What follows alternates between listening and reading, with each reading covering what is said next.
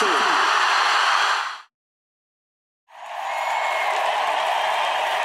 and gentlemen, Novak Djokovic.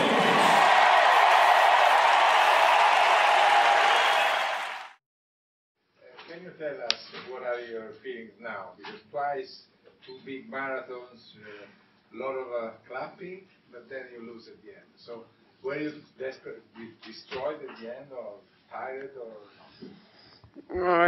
It's a strange feeling, but for me, I think I need to take the positive again of that loss. For sure, it's my first semi-final in a Grand Slam, so I had a great tournament.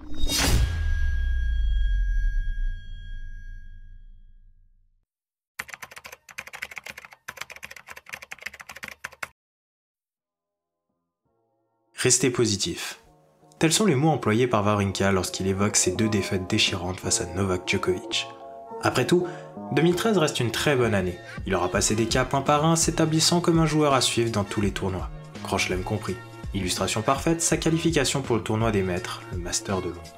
Et mieux encore, Wawrinka ne va pas simplement faire acte de présence. Bon, inutile de vous rappeler qu'en Master, il n'y a pas de tour facile, étant donné que ce tournoi regorge les 8 meilleurs joueurs de l'ATP. Wawrinka se retrouve donc dans le groupe de Nadal, Berdych et Federer. Un groupe relevé certes, mais un groupe totalement abordable pour le Suisse. Premier adversaire, le Tchèque Tomáš Berdych qu'il battra en 3-7. En battant Berdych, Wawrinka prouve une nouvelle fois qu'il est désormais un membre à part entière du top 10, et plutôt dans le haut du panier. Deuxième match, Rafael Nadal. Nadal, c'est tout simple. C'est 11 victoires pour l'Espagnol, 0 pour Wawrinka. Malgré ses statistiques plutôt effrayantes, Wawrinka va relativement bien tenir mais finira par s'incliner 7-6, 7-6. Bon, une victoire, une défaite. Troisième et dernier match de poule, le scénario est simple. Si Wawrinka gagne, Wawrinka peut s'octroyer une demi-finale. S'il perd, sa saison 2013 est finie.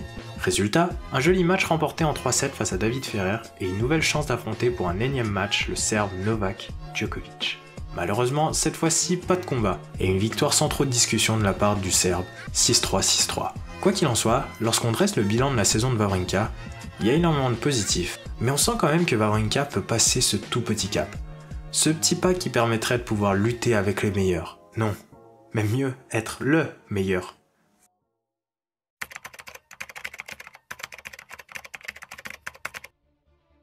« 2014 Open de Chennai en Inde. Contrairement à l'année 2013, Wawrinka ne va pas se vautrer rapidement et va au contraire remporter le tournoi. Pas mal pour la confiance, surtout avant l'Australian Open. Car oui, début de saison signifie premier tournoi du Grand Chelem à Melbourne. Et cette fois-ci, l'objectif de Wawrinka est bien plus ambitieux qu'en 2013. Être en deuxième semaine n'est plus synonyme de semaine réussie. Non. Désormais, Wawrinka vise quelque chose de beaucoup plus ambitieux. Bon, à nuancer quand même, parce que devant Wawrinka, il y a quand même les éternels favoris. Murray, Djokovic, Nadal, Federer. Mais Wawrinka a quand même son coup à jouer. Tête de série numéro 8, Wawrinka se retrouve avec un tableau bien plus dégagé que durant l'US Open, au moins jusqu'en quart de finale. Avant de commencer la quinzaine, on voit que Wawrinka devrait affronter successivement Golubev, Fala, puis enchaîner sur un vraisemblable match face à Mahut ou Pospisil. Un huitième de finale un peu plus corsé, mais largement à la portée du Suisse, devrait avoir lieu face à Richard Gasquet, Tommy Robredo ou le vieillissant Nikolai Davydenko. Et Wawrinka, à l'instar des grands favoris comme Nadal, Federer, Murray ou Djokovic, va facilement passer les tours et se hisser sans trop de soucis en quart de finale. Wawrinka joue bien, sert bien, mais surtout il est encore bien frais. 2 abandons et un petit set de perdu. Bref, Wawrinka est là en quart pour un remake face à Djokovic qui, on l'espère, sera tout aussi grandiose que l'année précédente. Un Djokovic qui d'ailleurs arrive avec une forme étincelante en ayant notamment écrasé l'incorrigible Fabio Fognini sur un score net de 6-3, 6-0, 6-2. Malgré cela, Wawrinka reste confiant et affirme être prêt pour un nouveau combat d'anthologie.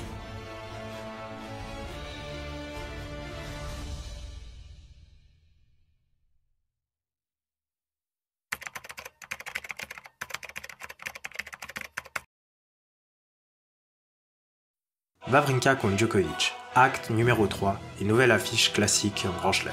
Un Wawrinka vêtu d'une tenue rouge et blanche reprenant les couleurs de son drapeau suisse. Un Djokovic, lui, vêtu d'une tenue grise et noire, prêt à un énième combat entre les deux. Des gradins totalement pleins et une ambiance totalement électrique pour ce futur combat d'anthologie. Eh bien, pas vraiment. Outre le fait que les gradins ne soient pas totalement pleins, une autre chose va mettre un petit coup de froid dans la Rod Laver Arena. Alors que les deux autres confrontations nous avaient habitués à ce que Wawrinka rentre parfaitement dans son match, c'est bien le Suisse qui va passer à côté de son premier set. Bon, alors en soi, Wawrinka n'est pas non plus méga catastrophique. On peut parfois retrouver l'agressivité dans le jeu du Vaudois, mais contrairement aux 2 autres matchs, Djokovic est pour une fois parfaitement rentré dans son match. Et vous le savez, un Djokovic qui joue à son 100%, c'est un Djokovic qui force son adversaire à jouer ce coup supplémentaire. Résultat, le Suisse commet trop de fautes pour mettre en difficulté le roi de Melbourne, qui remporte le premier set 6-2 après 16 fautes directes de Wawrinka, contre seulement 6 coups gagnés. Ouais, à ce moment-là, en tant que spectateur, t'as peur que Djokovic déroule et écrase son adversaire. C'est vrai que 6-2 au premier set, c'est un scénario digne d'une correction en 3 sets, comme le Serbe est capable d'en distribuer. Le deuxième set est donc fondamental. D'autant plus que généralement, un Djokovic avec 2 sets d'avance, tu le rattrapes pas. Le début du deuxième set va dans la continuité du premier set. Les 2 joueurs s'envoient des grosses frappes, mais trop d'erreurs de la part du Suisse. C'est donc en toute logique que le Serbe remporte solidement son jeu. Le déclic du match va néanmoins se débloquer dans le jeu d'après. Stan, alors au service, va se retrouver mené 0-30. Mais c'est à ce moment-là que Wawrinka va se mettre à mieux servir. Le Suisse va également faire moins de fautes, mais surtout, il va enfin lâcher ses coups. Un exemple parfait, ce magnifique revers long de la ligne. L'Helvète joue mieux, et justement, dès le jeu suivant, Wawrinka va s'octroyer 3 balles de break. Malheureusement, Djokovic va se montrer impérial et les effacer une par une. La suite du set va être particulièrement serrée. Les 2 joueurs vont nous offrir un spectacle fabuleux et le niveau technique entre les 2 joueurs va être incroyable. C'est donc logiquement que la foule va se réveiller et lors du 7e jeu, Wawrinka va s'offrir une balle de break. Le Suisse ne va pas faire dans la demi-mesure et sur un échange interminable où les 2 joueurs vont nous gratifier de leurs qualités respectives, Wawrinka va nous sortir son coup le plus iconique, ce fameux revers à une main chargé de puissance long de la ligne. Explosion de la Rod Laver Arena. Le break est fait.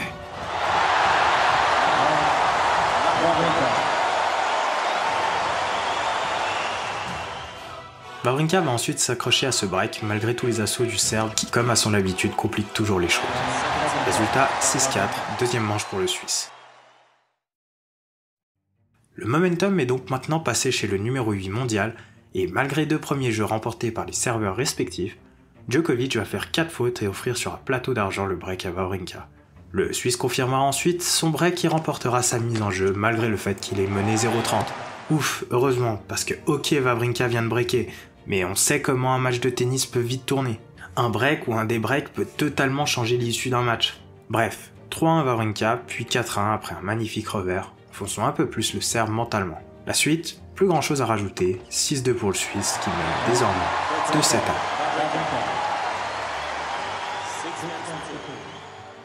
Alors que le public était clairement en faveur du Suisse en début de match, à l'orée du 4e set, les encouragements vont être bien plus mesurés. Je pense que la réponse est toute simple. Le public est tiraillé entre voir Wawrinka enfin triompher ou bien voir un 5e set. Ce climat est d'ailleurs renforcé par la physionomie du match où on voit un certain avantage pour Wawrinka, alors que de son côté le Serbe peine. Néanmoins, Djokovic parvient à laisser passer l'orage qui aura duré un set et demi, et c'est ainsi que les rôles vont s'inverser. Le tenant du titre va devenir de plus en plus intouchable sur sa mise en jeu, alors que le Suisse va de plus en plus lutter pour gagner ses jeux de service. Mais le Suisse n'est pas du genre à se laisser faire, et un véritable combat va être engagé, chacun distribuant ses meilleurs coups. Et même si Wawrinka finit à chaque fois par s'en sortir, on voit clairement que le momentum a changé de camp. C'est Djokovic qui contrôle le match désormais. Contrôlé, ok, mais il a toujours pas fait le break. Quoi qu'il en soit, il y a une véritable tension, et on comprend que celui qui fera le break mettra un immense coup au moral de son adversaire. 8e jeu. Alors que Wawrinka mène 40-0 et semble enfin se diriger vers un jeu remporté facilement, Djokovic parvient à revenir dans le jeu. Ce qui est cruel d'ailleurs pour Wawrinka, c'est qu'il joue bien, mais c'est juste le Serbe qui est exceptionnel. C'est donc naturellement que le Serbe va s'offrir une balle de break, qu'il ne manquera pas. Djokovic l'a fait, il hurle de tout cœur afin de relâcher la pression. Il le sait. Il revient de très loin et est désormais mieux dans la partie. Wawrinka va tenter de réagir en vain et il va s'offrir des occasions de débreak. Mais une grosse faute et un ace imparable vont doucher les espoirs du Suisse. 6-3 Djokovic, et nous voilà embarqués dans une 5e manche. Nouvelle délusion, rédemption, tels sont les 2 destins qui attendent le Vaudois à l'issue de cette dernière manche. Une ambiance de folie et un adversaire à son maximum. Gagner ce match semble être une tâche insurmontable, surtout après ce 4e set qui a fait du mal aux Vaudois. Mais Wawrinka est prêt. Il remporte facilement sa mise en jeu et nous rassure. Il faudra compter sur lui. Et bien sûr, comme guise d'acceptation du défi proposé par le numéro 8 mondial, Djokovic remporte à son tour facilement son jeu de service. C'est ainsi que les 2 joueurs s'envoient mutuellement leurs meilleurs coups. Mais rien à faire. Djokovic à 100%, c'est inévitable. Balle de break pour Djokovic. Et après un long échange où le Serbe joue avec les lignes et trouve des angles défiant la loi de la physique, le Serbe va concrétiser ce break. 2-1, Djokovic. Le Suisse se retrouve donc dos au mur. Il va falloir réagir, et vite. 4ème jeu, retournement de situation. Djokovic, auparavant intraitable, connaît une baisse de régime. Wawrinka n'en demandait pas tant et reprend tout de suite le service du Serbe. À ce moment-là, il y a comme une ambiance bizarre. C'est comme si tout s'était aligné pour qu'un bouleversement ait lieu. La suite du set va être phénoménale. Les deux joueurs vont nous sortir leur meilleur arsenal de coups. Tous les coups vont y passer. Chaque serveur vont avoir des moments aisés comme des moments particulièrement compliqués. Mais les deux compétiteurs sont tenaces, aucun ne veut rendre les armes. Les jeux se suivent et se ressemblent. 3-3, 4-3, 4-4, jusqu'à arriver à 8-7 pour Wawrinka. À ce moment-là, le suspense est à son comble, aucun des deux joueurs n'arrive véritablement à mettre son adversaire en difficulté sur son service. 16ème jeu, 75 minutes après le début du set. L'intensité est toujours aussi folle, et la tension est à son climax. 30-30 sur le service du Serbe. Il y a enfin un coup à jouer pour Stan. Après 4 heures de jeu, Novak Djokovic commet une grosse faute. 30-40. Balle de break pour Wawrinka. À cet instant, on se dit, mais Wawrinka va le faire, vraiment? Le public le comprend bien et donne de la voix. Allez, un point. Un seul point, et c'est la victoire pour Wawrinka. Le Serbe s'apprête à servir, et ensuite, les images parlent d'elles-mêmes.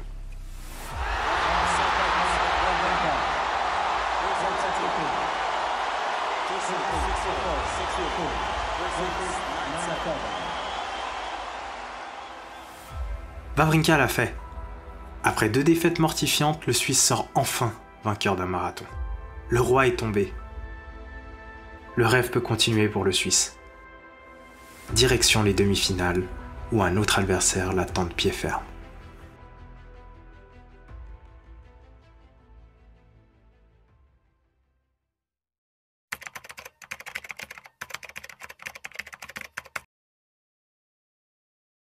Forcément, quand on bat Novak Djokovic, et au vu des 12 derniers mois de Wawrinka, on peut se permettre de viser haut, très haut même. Néanmoins, avant d'ambitionner le titre, reste encore à passer les demi-finales. En face, un client sérieux et qui aura soif de vengeance après ses défaites face à Stan à l'US Open et au Master de Londres. Mais cette fois-ci, la tendance a clairement évolué. Les rôles se sont inversés. Wawrinka est le favori, Berdych est l'outsider. Nouveau stadium rime avec plus de pression, forcément. D'autant plus que Wawrinka a passé bien plus de temps sur le court lors de son quart que le Tchèque. Bon, pour être honnête, à ce stade de la compétition, je pense que l'adrénaline prend le pas sur la fatigue. Ce match va être, comme on se doutait, un duel entre deux bons serveurs. Les deux joueurs vont extrêmement bien servir, mais une différence notable existe entre les deux joueurs, la force mentale. Même si les deux joueurs vont bien servir tout au long du match, comme en témoignent les 37 jeux d'affilée sans break, Berdych va craquer lors des moments cruciaux. On peut par exemple montrer ce smash qui sort du terrain alors qu'il y a une balle de break pour le Suisse. Oh boy. Badly missed overhead from Berdych. C'est donc dans ce climat que Wawrinka, plus solide, va s'offrir le droit de participer à sa première finale de Grand Chelem. Et pas face à n'importe qui. Wawrinka, Djokovic, Berdych, c'est bien beau, mais il y a aussi d'autres favoris pour le titre. L'autre demi-finale affiche l'une des plus belles rivalités de l'histoire du tennis. La plus belle, on peut le dire. Roger Federer face à Rafael Nadal. Une affiche intéressante dans le sens où Rafael Nadal est clairement le favori du tournoi de par le fait qu'il est numéro 1 mondial. D'un autre côté, Federer, après une saison 2013 en demi-teinte, semble être en forme après ses victoires contre Joe-Wilfried Tsonga et Andy Murray. Imaginez juste, pour la première finale de Stan, un duel 100% suisse face au meilleur joueur suisse de tous les temps, peut-être le joueur le plus iconique de l'histoire du tennis. Je me rappelle, dans tous les médias, ça parlait que de ça. Bon, malheureusement, le match ne va absolument pas être serré et Nadal va littéralement écraser Roger Federer en 3 petits sets. Un peu dommage pour l'histoire, mais bon, une affiche Wawrinka contre Nadal, c'est tout aussi bien. Surtout quand on prend en compte le contexte dans lequel cette finale va se dérouler.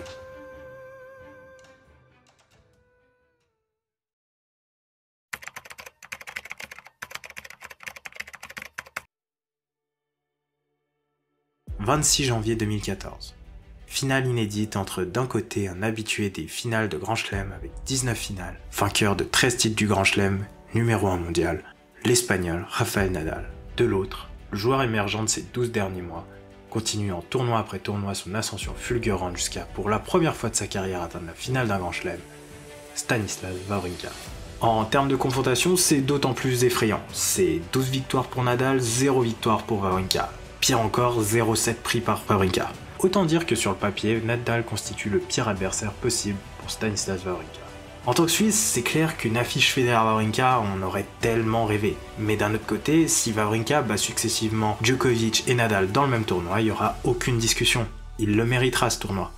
Oui, parce que même si Federer joue à un niveau plus que convenable, en 2014, il n'y a pas photo. Les meilleurs, c'est Djokovic et Rafael Nadal, point. C'est donc dans ce climat totalement en défaveur de Wawrinka que cette finale va commencer. Ce qu'on oublie, c'est que dans une finale, tout peut se passer. Et justement, alors que durant l'entièreté de sa carrière, le Suisse avait toujours été mis en difficulté par l'Espagnol, le premier set va être bien différent pour le Suisse. En fait, Wawrinka va tout bonnement être injouable. On est loin du niveau tennistique d'un joueur nerveux qui dispute sa première finale de Grand Chelem. Mieux encore, il semble dans un état de concentration semblable au 5e set face à Djokovic. Cette situation où Wawrinka marche sur l'eau va d'ailleurs avoir un nom chez nos collègues anglophones, le fameux God Mode. Dans cette première manche, Wawrinka va véritablement faire passer sa puissance et ainsi ne pas permettre à l'Espagnol d'user de son lift si redoutable et de ses contres imparables.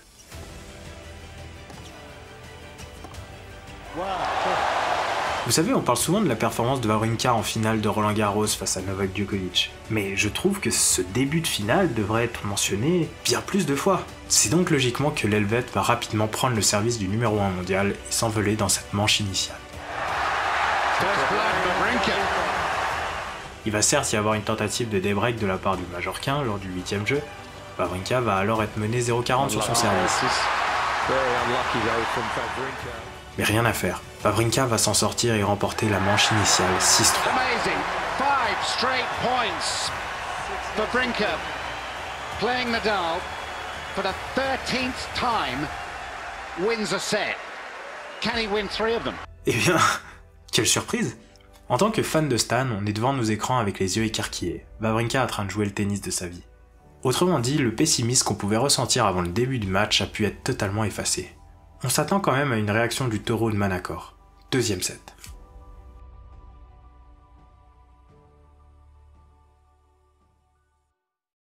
Si on attendait une réaction de l'Espagnol, c'est pas en ce début de 2e set qu'on va la voir.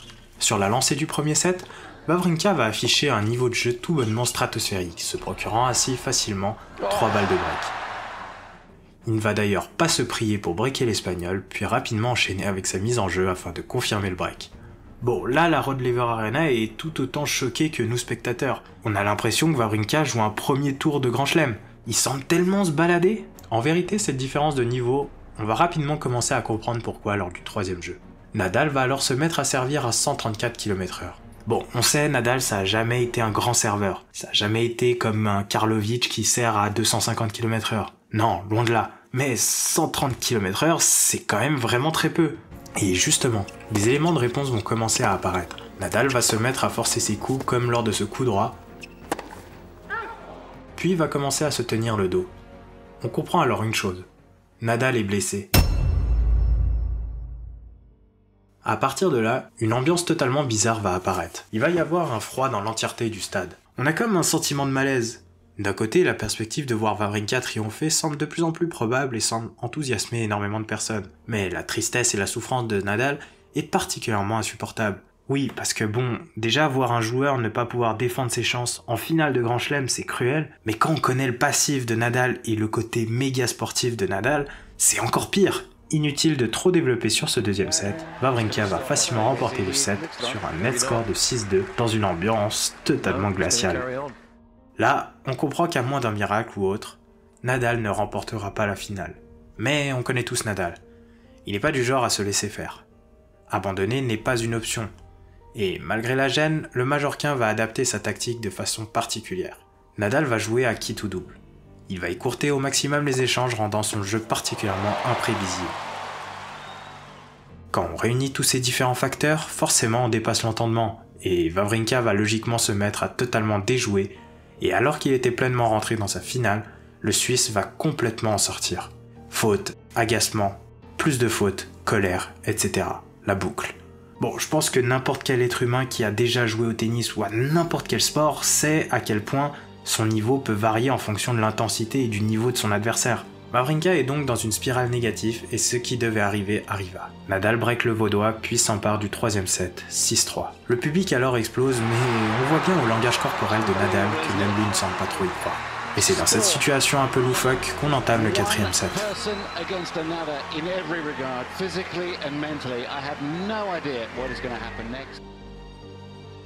Pour Stan, l'objectif est simple. Il faut oublier ce troisième set, faire abstraction de cette situation totalement lunaire et re-rentrer dans son match.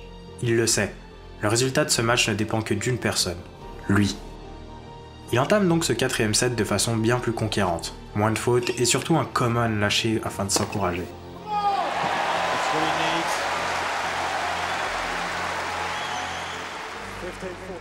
Nadal parvient quand même à s'accrocher, vous connaissez le personnage. Mais durant ce set, on voit quand même que la tendance est du côté de Stan. Il est bien plus dangereux que l'Espagnol sur le service de l'autre. Il suffit que d'un jeu, un jeu où Wawrinka fera moins d'erreurs et le break viendra de lui-même. Et c'est naturellement qu'au sixième jeu, Wawrinka va s'offrir le service du Majorquin et mener 4-2. On voit mal comment Nadal pourrait revenir dans la partie. Eh bien, raté. Wawrinka va faire un jeu totalement ignoble et offrir sur un plateau d'argent son service. Est-ce que c'est les nerfs? Est-ce que c'est la prise de conscience qui l'a fait le plus dur? Attention Stan en tout cas. Mais finalement, sur le jeu d'après, Wawrinka va rebreaker l'Espagnol. Cette fois-ci, le Suisse semble décidé à gagner ce match. En témoigne cette gestuelle devenue mythique. Service Wawrinka, service pour l'histoire. Premier point, gros service, 15-0. Deuxième point, tentative de service volé, 30-0. Troisième point, bon service, 40-0. Ça y est, triple balle de titre. La suite appartient à l'histoire.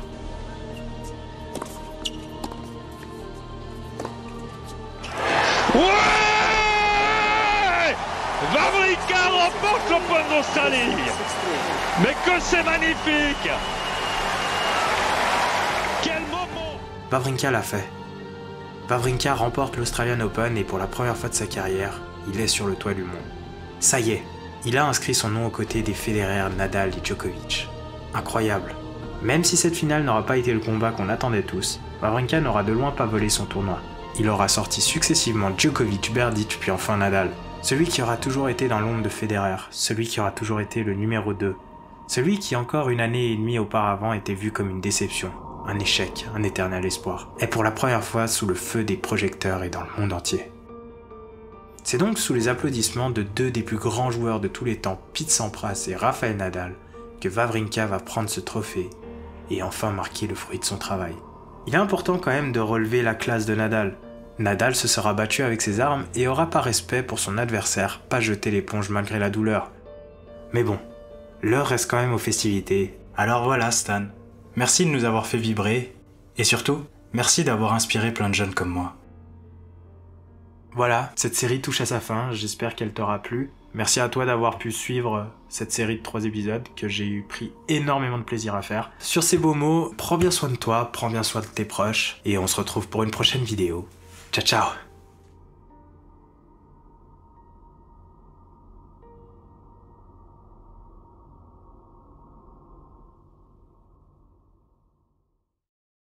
Je m'en vais de bon matin, livrer le bon homme de lys, les vacances et je change les flots du vent.